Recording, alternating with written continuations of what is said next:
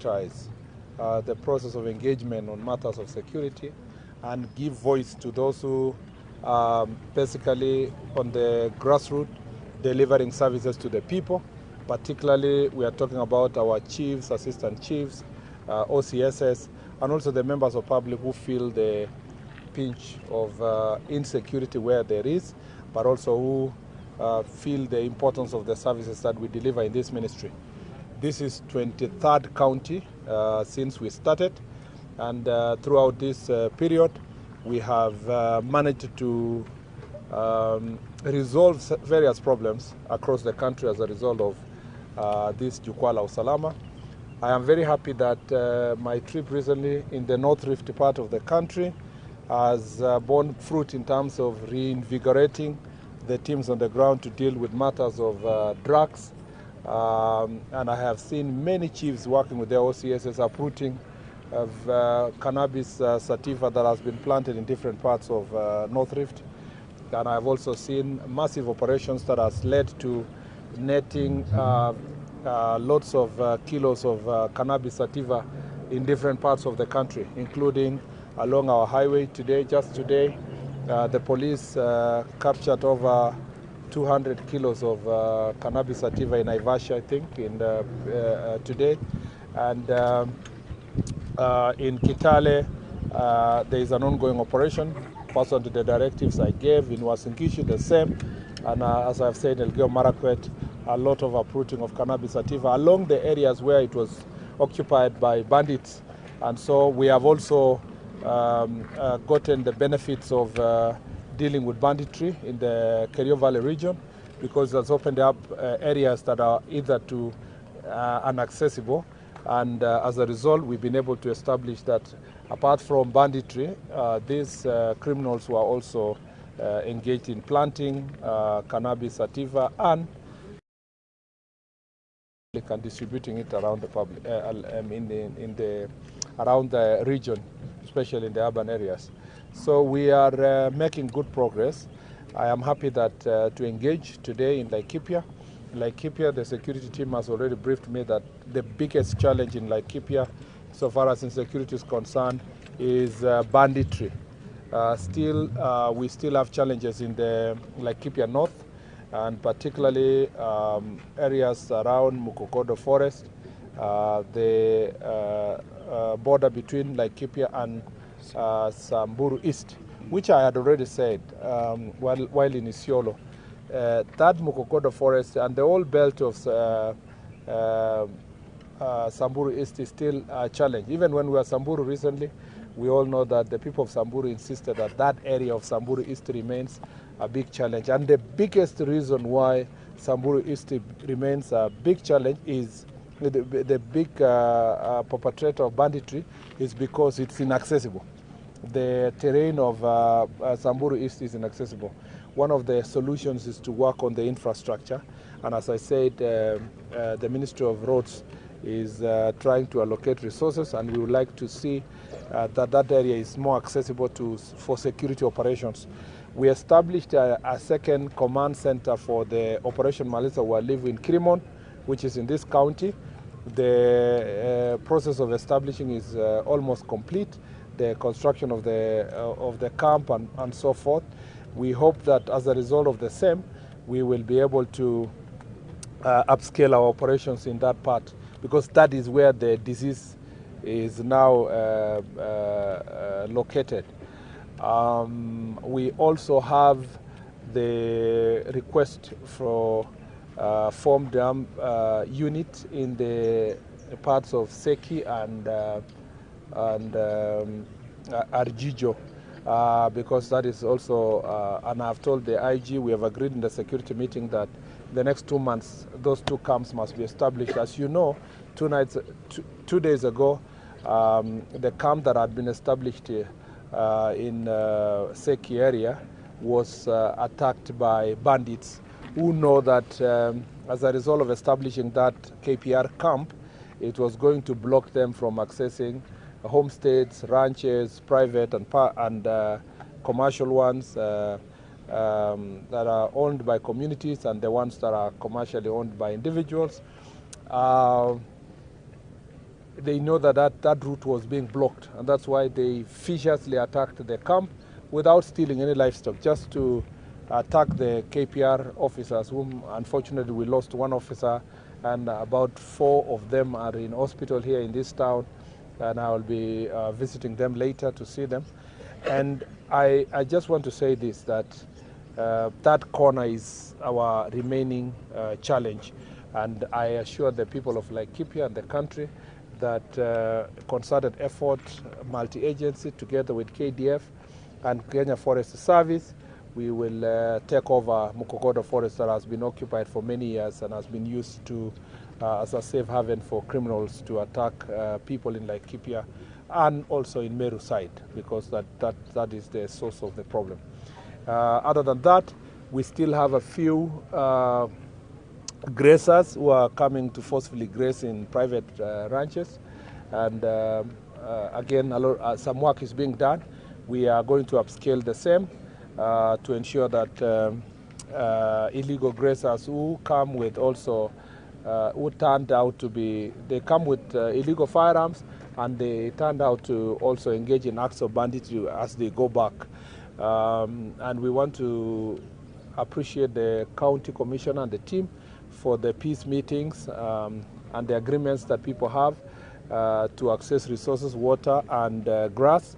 And we want to make sure that any person who's coming to graze in Laikipia from neighboring counties is based on invitation and permission to access by the owners of the farms, and then they must be documented and their livestock be documented so that we do not perpetuate acts of banditry.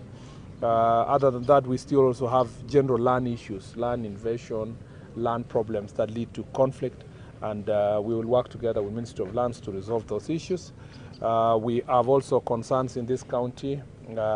I must appreciate that adulterated ethanol and other form of alcohol has gone down in this county. We still have, of course, in these informal settlements where people are still brewing changa and other kind of illegal alcohol. And I thank the police for the operations they have been doing, and we have asked them to continue upscaling the same. We still have also marijuana being sold in this county. Although it's been contained to a lower scale, we want to continue fighting it from the root. This is those who are planting marijuana in the Mount Kenya forest, among other places. The police continue to do their work to ensure that this place is secured.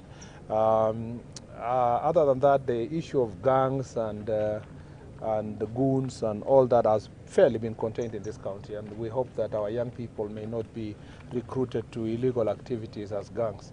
And the few that may be there, the police will continue dealing with them to ensure that this county becomes peaceful. This is a very important county, it's a tourist destination. I also want to caution the generalization that when we have a security problem in one corner of a county, it's assumed that it's the entire county. It's important to appreciate that largely most parts of Laikipia County is peaceful and continues to receive tourists. And this place is a beautiful place, continue to receive investors. We have our challenges in a few corners. We will deal with those challenges, but Laikipia is peaceful. Let me just say, it continues to be a peaceful place. I think those are the key security issues. The rest of the issues will be raised at the Jukwaa la Usalama, but we remain seized of the challenges that are here. Administrative units that have not been operationalized will be operationalized soon, based on the budget we have received in this financial year, which will be distributed equitably among various counties, but we will give greater consideration to areas that are facing security challenges, because that is our key key factor in considering which of the sub-counties should be operationalized.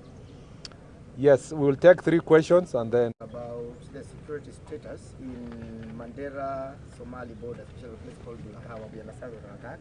And then question number 2, the opposition has really been... What is your reaction? The issue of Bulahawa, that is a sensitive security issue.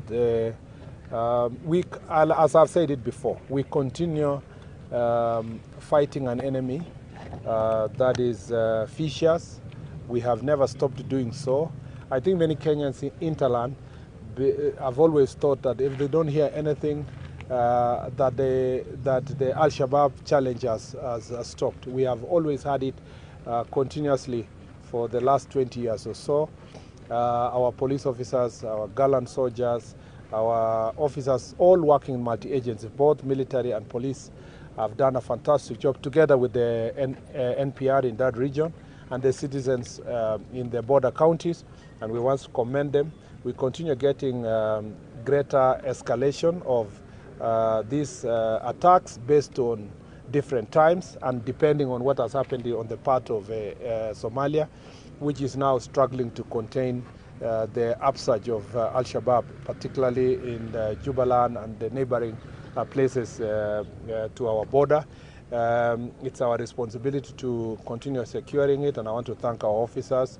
What you saw yesterday is nothing compared to what our officers are doing to secure our border, and we assist of all the issues that are happening in the border counties, and particularly related to terrorist attacks, and we will continue securing our officers, giving them the necessary equipment. Recent modernization program has helped a great deal to secure most of these officers, and we assist of that matter. On the issue of police brutality,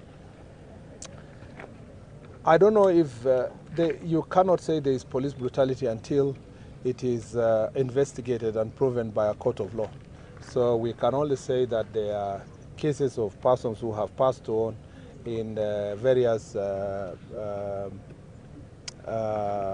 would have been mandamano, which turned out to be criminal activities not representing Article 37 of our Constitution, and unfortunately led to loss of life. Loss of life, no matter the circumstances, is regrettable, but the necessary institutions will investigate, including IPOA, and they will find out who are culpable. The law is very clear about culpability on matters of criminal acts. I don't think any organizer, I have said and I insist here that any person who has organized these acts of terrorism, burning police stations, burning vehicles, burning courts, burning supermarkets, we continue to insist that those are acts of terror. I wonder why, and I still insist, I still see the president of LSK going about defending criminals. Yes, we know that they are suspects. Who doesn't know that? But they are suspects of terror. And we are not relenting on that fact that those people deserve to be charged for acts of terror, to instill fear in the public, and their objective is to make sure that there are no working institutions by burning courts, burning police stations, stealing guns, killing people, burning supermarkets, and we will charge them for what they have done and what they did. I want to say clearly here to the Law Society of Kenya that first of all, they must not jump into conclusions, and that the investigations that we've seen is that these are acts of terror. Charges which have been leveled against these individuals are for terrorism. So it's now up to the court to find them guilty or not. And we do not want them to normalize terror in our country. And we don't want civil society voices that only are one-sided. They do not look at what the citizens are going through. Somebody's supermarket has been burned, police station, all these other places. Yet you will see people only speaking about one side, the perpetrators, and trying to excuse and undermine the process of trying to try these people for the crimes that they have committed. We remain firm, very firm. And those who are opposed to this must be told that they cannot intimidate us. I hear some saying, oh, you know, the minister, the IG, the who. We know the law. They can go and intimidate other people, but they cannot intimidate us. We know what we are doing. We know the law. We know what it takes to secure a country. And we are not going to do politics with our nation. We will deal with all these criminals for who they are and go for them for what they have done. And there will be no place that will be spared. There is no county that we will allow property to be destroyed. I hear some people saying, well, you know, because our political supporters are of this side, they must be excused. Criminals, we will not see them from a political support base. We'll only deal with them for what it is. If you ban somebody's supermarket in Nyeri or Meru, it doesn't excuse you because you have a certain political inclination. We are going to deal with you for who you are and what you do. And I think people should know that I don't just speak for the sake of it. I am properly schooled and I understand the law. And when I speak about the law, I know what I'm saying. It is acts of terror, and those characters will be charged for terrorism, and they must answer in a court of law. Because if we don't do these things, our country will slide into anarchy. There are some characters whom I saw online that they are calling themselves forces fighting police brutality, and yet they were carrying guns and dressing using jungle attire, trying to intimidate the people of Kenya. I want to tell this, all police officers who are out of service, all military officers who are out of service, they have a greater responsibility than a civilian. And we will put them under very strict surveillance, because those are persons who are highly trained by the government of Kenya on the use of arms. And once they start threatening the public and threatening government, we consider that subversive activities. And I'm glad that the DCI has investigated, arrested, charged some of them, and must be dealt with. We know they are establishing a military wing of their political activities. We will not allow that. Let me be very clear. Those officers who are doing politics in office or exiting office to go and carry out criminal activities must be dealt with firmly. The second question? You are from KBC. KBC. Okay, and then we finish with him. Yes, my name is Yes, mine. The last people we talked about. Yeah. Those people who are alleged to be ex-KDF, ex-police, and they are wearing very heavy gears, carrying very heavy weapons, and you allege they are forming a militia kind of group, whatever they call themselves. How can that happen under your watch? And they come online, they say what they want to say. We've never seen such thing in the past, but it's happening. Thank you, Minor. Thank you very much for speaking for me. You see, what the country has slided to is unacceptable in the name of freedom of expression. That people can carry sophisticated weapons and call and speak in it's like a rebel kind of, the country is in some part of the country is controlled by a rebel movement of some sort, and happily going to issue statements online while carrying very sophisticated weapons. And that's why the DCI has arrested and charged those people. Now you will see, and I'm telling you, you will see LSK, another civil society organization, and opposition running around, and they will start saying, oh, you know, freedom of expression, people must be allowed to wear what they wear, they must be allowed to carry whatever gun, they must be allowed to say what they want to say. Really? You want now to tell me that those people should not be charged with the most severe sections of the Penal Code or various acts of parliament, including act that deals with prevention of terrorism? I mean, we must be firm if we want to prevent our country. And that is what we are trying to do. No matter what people will say, we are firm. Gladly, on this situation, they have been charged in a court of law. And we want to see if the judiciary will be intimidated by opposition characters and civil society to let them go. And see whether really, you see, people think that the responsibility to protect the nation is only for executive. It's for everybody, for the legislature, for the judiciary. And judiciary is handling criminals and subversive characters with kids' gloves. And that behavior must come to an end. In the past, when I say this, they say I'm threatening the judiciary. I'm not threatening the judiciary, I'm saying it as it is. The judiciary must rise up to the occasion and deal with criminals for suspected criminals, especially of high crimes and organized crimes, must be dealt with decisively. That includes those who are involved in drug trafficking, those who are subversive activities, acts of terror. We must handle it, because it's not the responsibility of the Minister of Interior alone to secure the nation. It's the responsibility of everybody, including the judiciary. Lastly. walio ndani na walioondoka kutoka kwenye huduma wana kiwango kikubwa sana cha uwajibikaji ukilinganishwa na raia.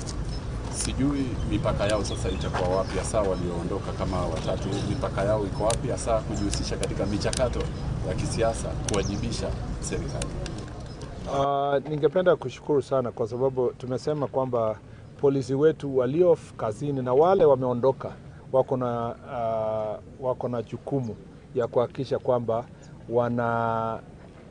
wanasimama kwa sheria na wanahakikisha kwamba wasijiingize kwa maneno ambayo yanaweza kuonekana kwamba ni ya kupindua katiba yetu na kufanya mambo ya kuendeleza chuki na vita katika taifa letu. Na nimesema kwamba jukumu hilo haijalishi kama wewe umechakuliwa mbunge, umechakuliwa baadaye ukuwe seneta ama hata governor ama position yoyote. Jukumu hilo inaendelea kwa maisha yako yote. Kama wewe umewahi kuwa kwa disciplined forces, katika dunia nzima you are expected, inaaminika kwamba utafuata maagizo ya yale ambayo ulifunzwa wakati ulikuwa katika polisi ama katika army, kuhakikisha kwamba unafuata sheria. Na wewe jukumu lako ni kubwa, ni la juu kuliko ya mwananchi wa kawaida. Na kwa hivyo tutaendelea tukisikia chochote ambayo inahusikana na mtu yoyote amewahi kufunzwa mambo ya bunduki, mambo ya silaha mbalimbali, tunachukulia hatua zaidi kuliko hata mwananchi wa kawaida, kwa sababu tunajua kwamba anaelewa nini inaendelea katika idara ya polisi, idara ya army, na tunajua kwamba anaweza kutumia nafasi na ile information ako nayo kuharibu taifa. Na kwa hivyo tunawaomba wale wote ambao washaondoka kutoka kazini na wale pia wako kazini wajue kwamba jukumu ni kubwa, na tutachukua hatua ya kisheria kuhakikisha kwamba tunalinda taifa letu. Wale hao aswa ambao tumewaona katika mitandao juzi, unaona kwamba walipokuwa katika ofisi juzi walikuwa wanasema mambo mengi katika mtandao, kumaanisha nia yao ilikuwa ni kwa kufanya mambo kwa njia fulani. Na tunaamini kwamba DCI katika ile investigation atatuambia sio tu kwa nini wanafanya chenye wanafanya, lakini wale pia wanawafadhili na wale wanaungana na wao lazima pia wakuwe investigated, ndio tujue wazi kwamba nia yao ni nini na mpango yao katika taifa letu ni nini, kwa sababu lazima tuilinde taifa. Asanteni sana. I think now we can go for it. Thank you very much.